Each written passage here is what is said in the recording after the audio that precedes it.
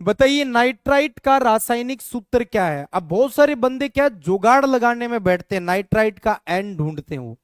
तो एन मैंने 3 में लगा रखा है भाई, लगाओ, देखे तुक्का कैसे लगाओगे।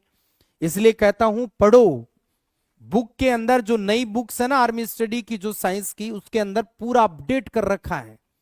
अब नहीं पढ़ोगे तो फिर क्या करेंगे। एक घोड़े को तालाब तक ले जा सकते हैं, लेकिन पानी पीना तो उसके बस में होना चाहिए ना, मुंह में थोड़ी डालेंगे उसके पानी। इसलिए हम आपको मार्गदर्शन दे सकते हैं, हम आपको चलने के लिए रास्ता बता सकते हैं, चलना तो खुद को ही पड़ेगा। तो बताइए इसका सही जवाब। बहुत सारे बंदे हैं जो सी कर रहे हैं, कोई ए भी कर रहा है, बी भी कर रहा है। लेकिन दोस्तों देखो, मैं आपको बताता हूं इन चारों के नाम। चारों के नाम आपको अच्छे से आना जरूरी है जी।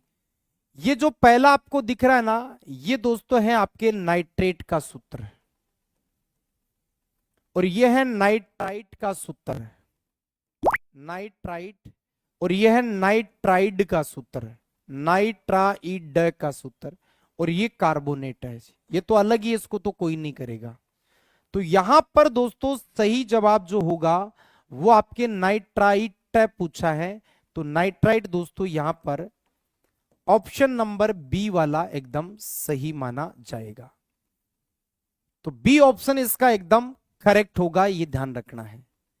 चलिए, बेल मेटल किसका मिश्रण है। तांबा, जिंक, कॉपर, टिन, निकल, तांबा, जिंक, या इनमें से कोई नहीं। सर ये बेल मेटल क्या होती है जी। अब तभी है ना, जब पढ़ते नहीं हो, सारे क्वेश्चंस आपको बुक में मिल जाएंगे नई वाली में, लेकिन पढ़ोगे तब ना, क्वेश्चन अपने आप हार्ड बन जाते हैं, क्योंकि हम पढ़ के थ्योरी नहीं जाते हैं ढंग से। तो चलिए, ध्यान किधर है, बोर्ड पर क्वेश्चन इधर है, लगाइए दिमाग, बताइए बेल मेटल किन से बनती है। अब मैं आपको देखो बताता हूं, उत्तर देना आपने स्टार्ट कर दिया, दे भी दिया। बेल मेटल बोलते हैं कांसा को, ब्रॉन्ज बोलते हैं ना। तो इसकी मैंने ट्रिक बताई ना, कांसे के बर्तन में टीका देते हैं, जब आप नौकरी लग जाओगे ना, तो लड़की पक्ष वाले आपको टीका देंगे शगुन के तौर पर। एक बर्तन होता है जो कांसे का होता है, उसमें रख के, चाहे 1 रुपया रखो, रख के आपको शगुन के तौर पे देगा, तो वो टीका होता है। तो टीका, टी से बनेगा टिन, का से बनेगा कॉपर। तो दोस्तों यहां पर सही जवाब होगा टिन और कॉपर, बी ऑप्शन इसका सही होगा। तांबा और जिंक से तो बनता है पिताजी से पीतल, और नेताजी इससे बनता है जर्मन सिल्वर। तो ये मिश्र धातुएं भी पढ़ के जानी है आपको एक एक करके। ओके, चलिए, परमाणु के बोर मॉडल की क्या कमी थी, यह आपको बताना है जी। परमाणु के बोर मॉडल की क्या कमी थी, यह आपको बताना है। दोस्तों यहां बोर मॉडल की जगह मैं थोड़ा सा चेंज कर रहा हूं, बोर मॉडल की जगह मैं लिख रहा हूं थॉमसन मॉडल। चलो ये बताओ, बोर मॉडल की जगह मैं थॉमसन मॉडल लिख रहा हूं, कि परमाणु के थॉमसन मॉडल की क्या कमी थी जो थॉमसन नहीं समझा पाए। अब बताओ, पहला ऑप्शन है आपके सामने, परमाणु अविभाज्य है, परमाणु के स्थायी नहीं है, परमाणु स्थायी नहीं है, परमाणु धनावेशित गोला है, न्यूट्रॉन की स्थिति नहीं समझा पाए। बताओ परमाणु के थॉमसन मॉडल। दोस्तों आपको पता होगा थॉमसन मॉडल जिसको प्लम पुडिंग मॉडल कहा जाता है, प्लम पुडिंग मॉडल कहा जाता है, जिसको तरबूज मॉडल भी कहा जाता है, जिसको लड्डू या केक मॉडल भी कहते हैं, लड्डू या केक मॉडल भी कहते हैं। अरे तरबूज देखा होगा, तरबूज में लाल भाग होता है, उसमें काले बीज धसे रहते हैं। तो थॉमसन ने तो ये कहा था कि जैसे लाल भाग है ना वो ज्यादा है, वो धनावेशित है, और जो काला भाग है ना वो दोस्तों ध्यान रखना है, वो ऋणायन होगा। लेकिन दोस्तों थॉमसन के मॉडल की क्या कमी थी ये आपको बताना है। थॉमसन दोस्तों न्यूट्रॉन की स्थिति को नहीं समझा पाए, ये इनकी कमी थी। ठीक है, परमाणु स्थायी नहीं है, ये रदरफोर्ड नहीं समझा पाए, रदरफोर्ड। परमाणु अविभाज्य, ये डाल्टन का स्टेटमेंट था, जिसकी वजह से इनका मॉडल फेल हुआ था। तो यहां पर इस टाइप के सवाल बना सकता है। चलिए, अक्रिय गैसों में रेडियो एक्टिव गैस कौन सी है? हाइड्रोजन, हीलियम, रेडॉन या नेओन? है ना? आ रहा है ना दिक्कत इन सवालों के उत्तर देने में? दिक्कत आएगी। क्यों आएगी? क्योंकि थ्योरी जब तक बढ़िया नहीं पढ़ोगे तब तक दोस्तों सवालों का उत्तर बेतोड़ नहीं आएगा।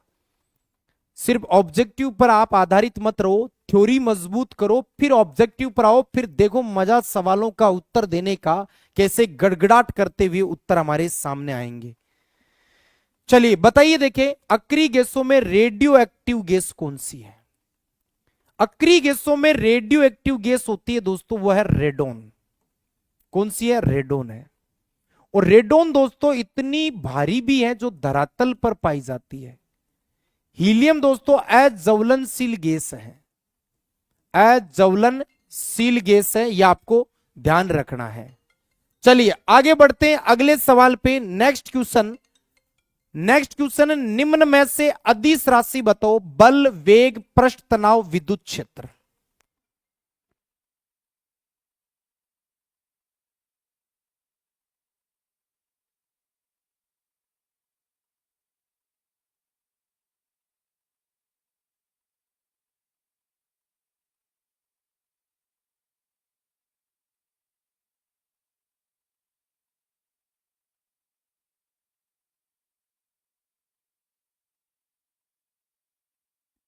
चलिए बताइए, देखें निम्न में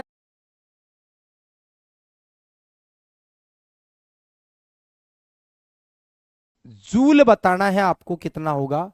क्या 10⁵ नहीं जी, 10⁵ एक न्यूटन में 10⁵ डाइन होता है। -5 एक डाइन के अंदर 10⁻⁻5 न्यूटन होता है जी। उल्टा पूछ रहा है। एक अर्ग में पूछता, एक जूल में अर्ग पूछता तो 10�7 अर्ग होता, और अगर एक अर्ग में जूल पूछा है तो 10⁻⁻7 जूल होगा। तो बहुत सारे बंदे मैं देख रहा हूं सी ऑप्शन पर क्लिक मारे, लेकिन दोस्तों यहां सही जवाब डी होगा। आ रहा है ना पसीना? सवाल ही जी था, लेकिन घुमा कैसे दिया, क्योंकि सीधे पढ़ के गए, उल्टा पूछ लिया। तो दोस्तों यही टीसीएस कर रहा है, उल्टे का सीधा करना ये उसका वसूल है। लेकिन आर्मी स्टडी का हर योद्धा उसको उल्टा लटकाना भी जानता है। इसलिए सवालों को बढ़िया तरीके से आपको तोड़ना है, ठीक है ना? तो बीजू सर कहते हैं ना, रप्पा रप्पा करेंगे सवालों को, अब की बार छोड़ेंगे नहीं, जब तक तोड़ेंगे नहीं तब तक झुकेंगे भी नहीं। तो सवालों को ऐसे तोड़ना है। और ये ना 750 पर डेली टेस्ट होता है, 750 पर ये डेली टेस्ट होता है। एग्जाम के नजदीक तो ऐसे घमासान क्वेश्चन आएंगे। पिछली बार संडे को देखा होगा, सिलेक्शन बेच चलाने के बाद यूट्यूब पर प्रैक्टिस दिखाई थी। अब की बार सैटरडे शनिवार को एप्लीकेशन में प्रैक्टिस चलेगी। तो दोस्तों जिन्होंने अब तक बेच नहीं लिया, सिलेक्शन बेच के साथ जुड़ो, क्योंकि अब की बार जो प्रैक्टिस होगी वो एप्लीकेशन के अंदर होगी। दांसू सवाल लेंगे, लेकिन वहां पढ़ रहे हैं उतना का ले रहे हैं, तो पूरा थ्योरी के साथ कंटेंट मजबूत हो रहा है। पेरिस्कोप किस सिद्धांत पर कार्य करता है? परावर्तन, अपवर्तन, विवर्तन, पूर्ण आंतरिक परावर्तन। और बहुत सारे तो ऐसे, सर पेरिस्कोप क्या होता है? अब पेरिस्कोप का मीनिंग नहीं पता तो फिर उत्तर कैसे दोगे? तुक्का मारोगे, बिल्कुल गलत जाएगा। ये तो भूल जाइए, तुक्का मारने का कोई सही तरीका नहीं होता। दिमाग में संघर्ष किया है, मेहनत किया है, तो दिमाग में फिट रहेगा उत्तर। दोस्तों पेरिस्कोप को हिंदी में परिदर्शी बोलते हैं, परिदर्शी। और इसके अंदर समतल दर्पण का उपयोग करते हैं। अब जिसको ये पता है कि समतल दर्पण का उपयोग, तो दर्पण किस सिद्धांत पे काम करता है? परावर्तन के सिद्धांत पर। तो पेरिस्कोप भी दोस्तों परावर्तन के सिद्धांत पर हो जाएगा। जिसको ये पता है कि समतल दर्पण का उपयोग है ये, तो दर्पण किस सिद्धांत पे काम करता है? परावर्तन पे करता है। चलिए, सोनार में कौन सी तरंगों का उपयोग किया जाता है? सर्वे तरंग, अवसर्वे तरंग, परासर्वे तरंग या सभी तरंग? बताइए, सोनार में कौन सी तरंगों का उपयोग किया जाता है, यह आपको बताना है जी।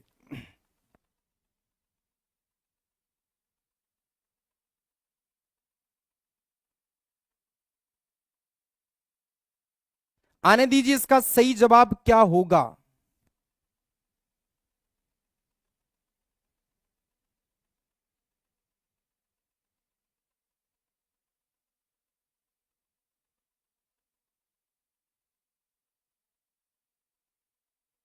शाबाश, वेरी गुड।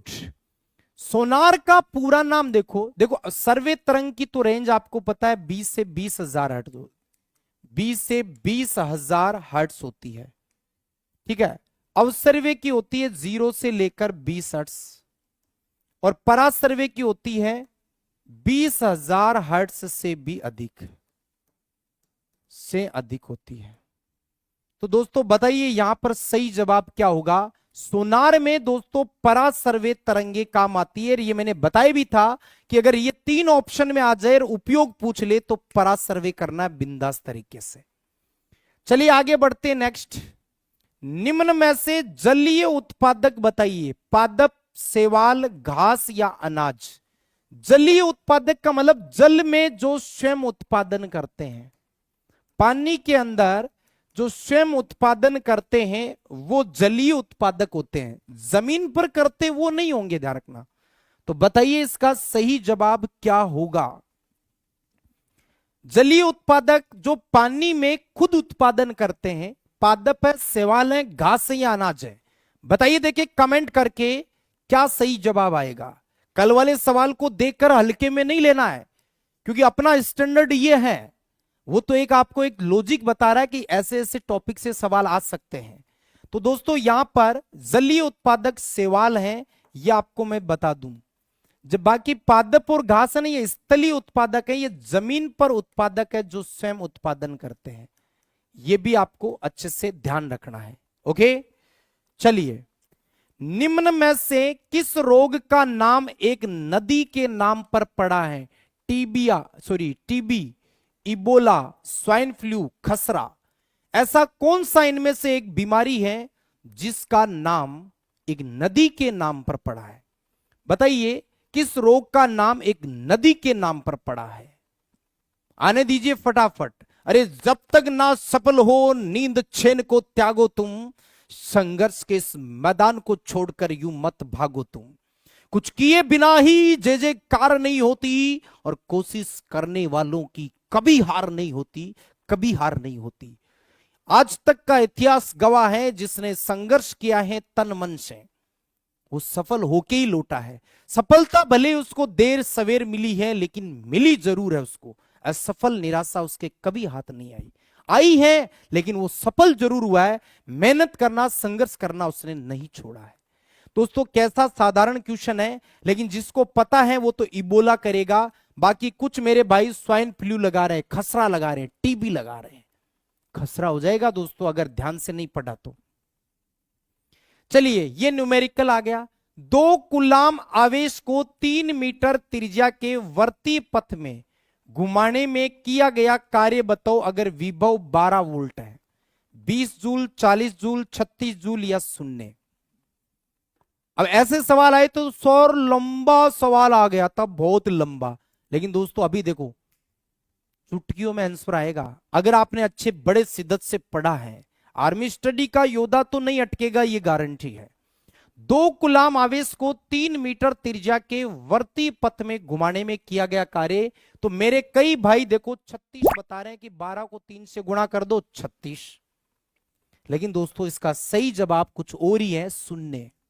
शून्य क्यों है? वर्तीय पथ जब नाम आ गया तो वर्तीय पथ में दोस्तों विस्थापन जो होता है, डिस्प्लेसमेंट जो होता है वो 0 होता है। तो W बराबर होता है F.D। तो यहां पर कार्य 0 आएगा। कितना आसान है, अगर आपको लॉजिक पता है कि वर्तीय पथ नाम आ जाए तो काम 0 होता है। चलिए आगे बढ़ते हैं। हथौड़े के समान हड्डी कौन सी है? अस्थि का मतलब हड्डी। फीमर, स्टेपिस, पटेला, मैलियस। हथौड़ा होता है ना, हथौड़े के जैसी हथौड़ा। हथौड़े के समान हड्डी का नाम बताइए क्या होगा। दोस्तों हथौड़े के समान कह सकता है, या आपको वो ऐसे भी लिख सकता है हैमर अस्थि। और बकायदा ये भी, ये जितने मैंने सवाल किए ना कोई बाहर से नहीं, अपनी बुक के अंदर से हैं। हार्ड क्यों लग रहे हैं? क्योंकि हम पढ़ नहीं रहे हैं। तो घबराई मत, आर्मी स्टडी आपको 750 की इस क्लास में अब बेहतरीन सवाल देने वाला है। दोस्तों फीमर तो आपको पता है शरीर की सबसे लंबी हड्डी है, सबसे लंबी। स्टेपिस शरीर की सबसे छोटी हड्डी का नाम है जी। पटेला दोस्तों घुटने में पाई जाती है, गोल हड्डी का नाम है। और मेलियस हमारे कान में पाई जाती है, और यही वो हड्डी है जिसको हैमर अस्थि के नाम से जानते हैं, हथौड़े के जैसी हड्डी जो कान में बैठी है। अब ये मत कहना सर हथौड़ा कान में कैसे आ गया, हथौड़े के जैसी स्ट्रक्चर है ये। चलिए, तीसरी आंख के नाम से जानी जाती है पियूस, पीनियल, हाइपोथैलेमस, थाइमस। तीसरी आंख, जैसे तीसरी आंख है ना, महादेव जी जो भोले शंकर हैं, उनकी तीसरी आंख यहां से जब खुलती है ना तो भस्म कर देती है। दोस्तों, तीसरी आंख के समान एक ग्रंथि भी है हमारे शरीर में, कौन सी है बताइए? जो बचपन से अंधे लोगों में ध्यान रखना जल्दी विकसित हो जाती है, उसको तीसरी आंख कहते हैं। बताइए कौन सी ग्रंथि है? क्या थाइमस है? बहुत सारे बंदे तो थाइमस पे लगाने लगे फटाफट। हाइपोथैलेमस तो आपको पता है मास्टर ऑफ मास्टर ग्लैंड है, मास्टर ऑफ मास्टर ग्लैंड। देखो पीयूष है मास्टर ग्रंथि, पीनियल दोस्तों ये है तीसरी आंख, जैविक घड़ी, जैविक घड़ी, और थाइमस बोलते प्रतिरक्षी ग्रंथि को। ये प्रतिरक्षी अब की बार पूछ सकता है, ध्यान रखना। तो तीसरी आंख के नाम से पीनियल ग्रंथि को जाना जाता है। बी ऑप्शन सही होगा दोस्तों, डी नहीं होगा। डी पर धड़ाधड़ चल रहे हैं, डी नहीं होगा, यहां पर जवाब होगा बी। दांतों को मजबूत बनाने वाला तत्व सोडियम, पोटेशियम, कैल्शियम, फास्फोरस। ये तो आसान है, ये कर दोगे। तो एक दो सवाल तो मैंने आसान लिए है।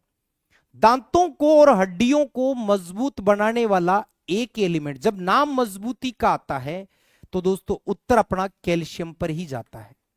किस पे जाता है? कैल्शियम पर जाता है। अब आ जाओ अंतिम लास्ट क्वेश्चन पे। वसा का पाइशीकरण कौन करता है? पित्तरस यानी कि बाइल जूस, अग्नाशय रस, जठर रस, आंतरीय रस। वसा का पाइशीकरण, पाइशीकरण का मतलब इमल्सिफिकेशन, वसा को बूंदों के रूप में तोड़ने का काम कौन सा रस करता है? रस का मतलब जूस। दोस्तों आंतरीय रस हमारी आंत की दीवार से बनता है। जठर रस दोस्तों जठर ग्रंथि से बनता है, जो हमारे आमाशय से बनता है। अग्नाशय रस आपको पता है, इसको पूर्ण पाचक रस कहा जाता है। और पित्तरस दोस्तों हमारे लीवर से बनता है, और वसा का पाइशीकरण यही पित्तरस करता है, ये आपको ध्यान रखना है। तो पहला ऑप्शन इसका करेक्ट होगा। अब बताओ मेरे शेरों, आज आपने 15 में से कितने में बाजी मारी? ईमानदारी से बताना, क्योंकि यहां सीख रहे हैं, तुक्का नहीं लगा रहे हैं। ईमानदारी से बताना पेपर कैसा लगा, आज का सवाल कैसे लगे आपको। आज के सवाल कमेंट करके जरूर बताना। क्या ऐसा ही होना चाहिए डेली पेपर? बिल्कुल।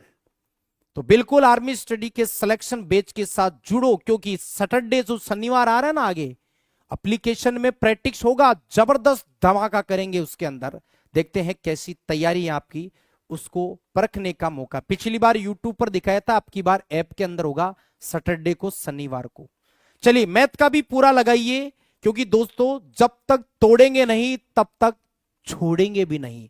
याद रखना, ये डायलॉग एग्जाम तक चलेगा, क्योंकि हमारा संघर्ष, हमारी कहानी का रिजल्ट जो है वो दोस्तों जल्द आएगा एग्जाम होने के बाद। चलिए पूरा टेस्ट लगाओ ईमानदारी के साथ। मिलेंगे अगले सेशन में और शानदार तगड़े सवालों के साथ। जय हिंद, जय भारत।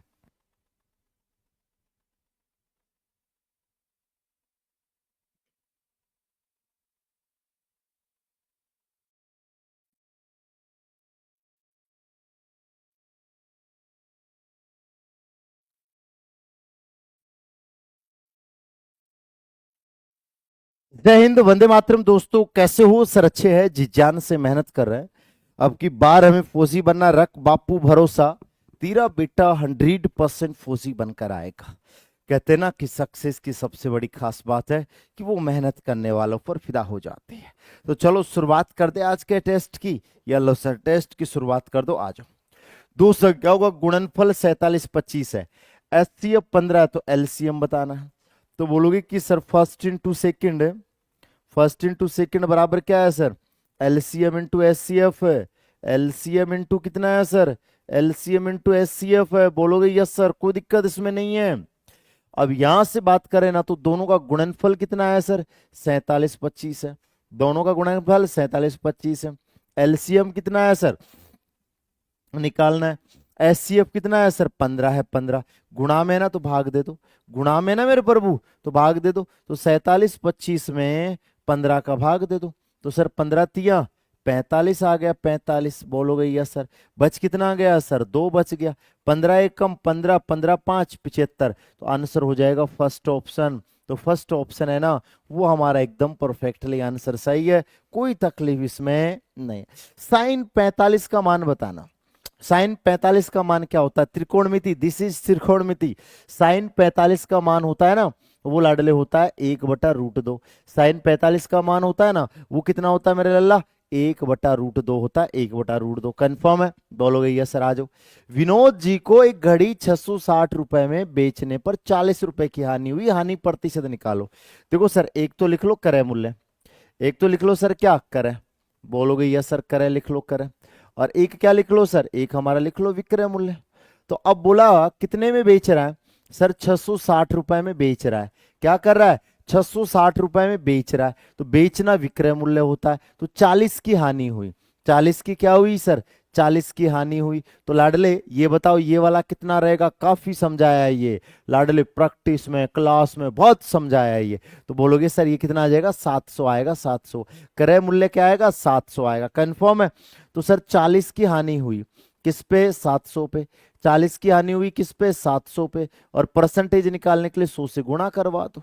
कितना आएगा मेरे लल्ला, बोलोगे सर 2 जीरो से 2 जीरो, 7 पंजे कितना आ जाएगा सर, 35। तो 5 आएगा, 5 जीरो। तो बोलोगे सर 7 7 49। बोलोगे सर एक आंसर आएगा सर बी ऑप्शन आ जाएगा बी। ये ध्यान रखना है, ये वाला कितना आएगा, 700 आएगा, 700। तो 5.71 हमारा आंसर आ जाएगा, कोई दिक्कत नहीं। आ जाओ।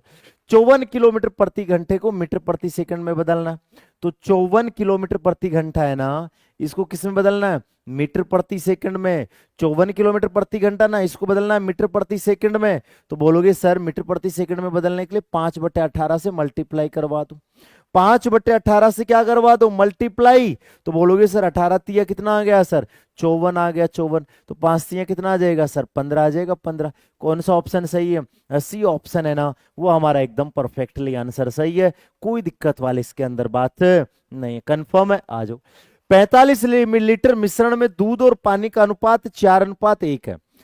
तो बताओ मिश्रण में कितना पानी और मिलाया जाए कि 3:2 हो जाए। लाडले हाल ही में ऐसा प्रश्न आर्मी के एग्जाम में आया, जो रिलेशन वाली भर्ती होती है ना उसमें ऐसा प्रश्न आया, ध्यान रखना। आ जाओ। देखो दूध और पानी का अनुपात कितना है सर, दूध और पानी का अनुपात है ना, दूध और पानी का अनुपात है ना वो लल्ला कितना है, 4:1 है। कितना है, 4:1 है, 4:1। बाद में कितना आ जाएगा, बाद में 3:2 आ जाएगा। बाद में कितना आ जाएगा सर, 3:2। मिला क्या रहा है सर, पानी मिला रहा है। तो पानी मिला रहा है ना तो दूध सेम होना चाहिए। पानी मिला रहा है ना तो दूध को सेम करो। पानी मिला रहा है ना पानी, तो लाडले दूध को सेम कर दो, दूध को सेम। तो बोलोगे सर इसको 4 से करवा दो, इसको 3 से करवा दो। कंफर्म है, बोलोगे इसकी सर कंफर्म है, कंफर्म। आ जाओ। बोलोगे सर ये बराबर हो गया है, तो इसको भी 3 से करवा दो, और बोलोगे सर इसको किससे करवा दो, 4 से। तो बोलोगे कि सर ये 12 हो जाएगा, सर ये कितना हो जाएगा सर, 3 हो जाएगा, सर ये कितना हो जाएगा, 12 हो जाएगा, और ये कितना हो जाएगा सर, 8 हो जाएगा। 8 कोई दिक्कत इसमें नहीं, कंफर्म है, बोलोगे यस सर। अब यहां से बात करें ना तो सर ये कितना है, 3 का 8 है, तो कितना मिलाया सर, 5 मिलाया, 5। तो 5 का मान निकालना है। तो सर ये हमारा टोटल है, टोटल। तो यहां इनका टोटल कर लो, 12 और 3 कितना हो गया सर, 15। परसेंट में टोटल 15 है, 45 है। 1 बराबर निकालने के लिए भाग कर दो, 1 बराबर 3 आ जाएगा। तो 3 से गुणा करेंगे ना तो 15 आ जाएगा, 15। तो बोलोगे कि सर 15 हमारा आंसर सही है, फर्स्ट ऑप्शन। ध्यान रखना हाल ही में सबसे, ये हाल ही में रिलेशन भर्ती के पेपर में ये प्रश्न पूछा गया है। कहने का मतलब आर्मी में ये प्रश्न आना स्टार्ट हो चुका है। बोलोगे यस सर। बताओ क्लियर है, बोलोगे सर परफेक्ट। आ जाओ। यदि नहीं आपको आता है ना तो आप चेक कर सकते हो, आपको यूट्यूब पर भी मिल जाएगा ऐसा प्रश्न, और यूट्यूब पर भी पढ़ा रखा, मिश्रण में, एप्लीकेशन में भी पढ़ा रखा, दोनों जगह पढ़ा रखा। 8 संख्याओं का औसत 56 है। 8 संख्याओं का औसत कितना है सर, 8 संख्याओं का औसत 56 है। 8 संख्याओं का औसत 56 है, तो बोलोगे कि सर 8 छिगु कितना आ जाएगा सर, 8 छिगु 48 हो जाएगा, 8 छिगु 48, 8 पंजे 40 और 4 कितना हो गया सर, 44 हो गया, 44 कंफर्म है, बोलोगे यस सर। अब तीन संख्या कितनी है सर, तीन संख्याओं का योग तीनों संख्याओं को जोड़ लो सर, ये कितना हो गया, 9 और 7 16 हो गया, 16, 5 और 4 9 रे कितना हो गया, 10 हो गया सर, ये कितना है सर, 72 है, 72, तो बोलोगे कि सर 178 आ जाएगा, कितना आ जाएगा, 178 आ जाएगा, तो बोलोगे सर 178 लिख दो, माइनस कर दो सर, माइनस करोगे ना तो कितनी संख्या बच गई सर, 5 बच गई, 5, इधर से बोलोगे सर 0, इधर से 7, इधर 270 आ जाएगा। अब इनका औसत बताना है, तो 270 में 5 का भाग दे दो, 270 में किसका भाग दे दो, 5 का, बोलोगे यस सर, तो बोलोगे पचम 25, कोई दिक्कत नहीं है, दो दो बच गया, 5 चौक 20, आंसर हमारा 54 आ जाएगा, कि बी ऑप्शन हमारा आंसर सही है। औसत जिनका कमजोर है, हाल ही में औसत का चैप्टर स्टार्ट किया है मैंने यूट्यूब पे, ये ध्यान रखना। आ जाओ, किसी घड़ी को 15% बट्ठा देकर 510 में बेचा गया, अंकित मूल्य निकालना, तो अंकित मूल्य लिख लो, कोई दिक्कत इसमें नहीं, तो अंकित मूल्य का हमें पता नहीं है सर, 15% का बट्ठा है ना, तो 85/100 हो जाएगा, 15% का बट्ठे का मतलब होता है 100 में से माइनस करना, और बराबर में कितना है 510, बोलोगे यस सर, कोई दिक्कत नहीं है। अब यहां से बात करें ना, 15% का बट्ठा 100 में से माइनस कर दो, विक्रय मूल्य हमेशा बराबर में रखा जाता है, तो बोलोगे सर 17×5 85 और 17×3 51, सर 5 एकम 5, 5 के कितना आ गया 30, तिरछा गुणा करवा दो, तिरछा गुणा करेंगे ना तो आंसर हमारा 600 आ जाएगा, कितना आ जाएगा सर 600, फर्स्ट ऑप्शन है ना वो हमारा एकदम परफेक्टली आंसर सही है, कोई दिक्कत इसमें नहीं है। MDSW का सिंपल सा प्रश्न है जिसकी धज्जियां उड़ा दो। आ जाओ, 15 मजदूर 8 दिन में कर सकते हैं, 15 मजदूर कितने दिन में कर सकते हैं सर, 15 मजदूर 8 दिन में कर सकते हैं, 8 दिन में, तो बताओ 24 मजदूर कितने दिन में करेंगे, 15 मजदूर 8 दिन में कर सकते हैं, 15 मजदूर 8 दिन में कर सकते हैं, बोलोगे यस सर, तो 15 मजदूर 8 दिन में कर सकते हैं, तो बताओ 24 मजदूर कितने दिन में करेंगे, नहीं पता, तो बोलोगे सर 8 एकम 8, 8 तिया 24, 3 पंजे कितना हो गया 15, तो बोलोगे कि सर ये 5 आ जाएगा 5, तो बोलोगे ऑप्शन हमारा कौन सा आंसर सही है, बी ऑप्शन सही है, बी कंफर्म है, बोलोगे यस सर। 392 को किससे गुणा करें कि पूर्ण घन बन जाए, पूर्ण घन का मतलब होता है 3 3 का जोड़ा, पूर्ण घन का मतलब क्या होता है लाडले, 3 3 का जोड़ा बनाओ, किसका जोड़ा बनाना है सर, 3 3 का जोड़ा बनाना है, 3 3 का जोड़ा, कंफर्म है, बोलोगे सर टुकड़े कर दो। आ जाओ, 392 में सबसे पहले 2 का भाग दो, 2 का भाग दोगे ना तो सर 2 एकम 2, फिर 1 बच गया, 2 नाम 18, बोलोगे यस सर, 2 6 12 आ जाएगा सर, फिर 2 का भाग दे दो सर, 2 नाम 18, बोलोगे यस सर, 2 8 16 आ जाएगा सर, 2 का भाग देंगे सर ये 49 आ जाएगा, बोलोगे सर, और ये कितना आ जाएगा सर 7, और ये 7, ये 7, एक 3 3 का जोड़ा बनाओ, तो इसका तो जोड़ा बन रहा है, इसका तो वेरीफाई हो गया सर, इसका नहीं बन रहा ना जोड़ा, तो एक 7 से गुणा करवा दो, एक 7 से गुणा करवाते जोड़ा बन जाएगा, कि 2 तो ऑलरेडी है, 2 तो ऑलरेडी है, एक और लेके आ जाएंगे सर, कोई दिक्कत इसमें नहीं है, तो बोलोगे कि सर एक 7 से गुणा करवाना पड़ेगा। आ जाओ, किसी वर्ग की भुजा को 15% बढ़ाया जाए, क्षेत्रफल में कितने प्रतिशत की वृद्धि होगी, तो ध्यान से सुनना, मेरे पास 100 है, 100 15% बढ़ा दिया